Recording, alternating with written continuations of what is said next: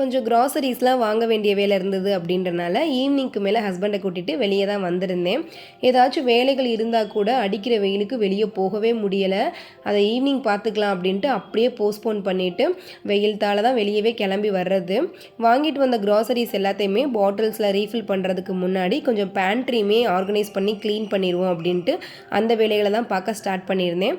நான் பேண்ட்ரி யூனிட்டில் நார்மலான கவர் ஷீட் அப்புறம் நியூஸ் பேப்பர் இந்த மாதிரி தான் போட்டு விட்டுருந்தேன். இந்த டைம் வந்து லேமினேஷன் ஷீட் மாதிரி தான் ட்ரை பண்ணியிருக்கேன். இது க்ளீன் பண்ணுறதுக்குமே ரொம்பவே ஈஸியாக இருக்கும். ஜஸ்ட் பாட்டிலாம் ரிமூவ் பண்ணிவிட்டு வைப் பண்ணிட்டோம் அப்படின்னா சூப்பராக க்ளீன் ஆகிடும்.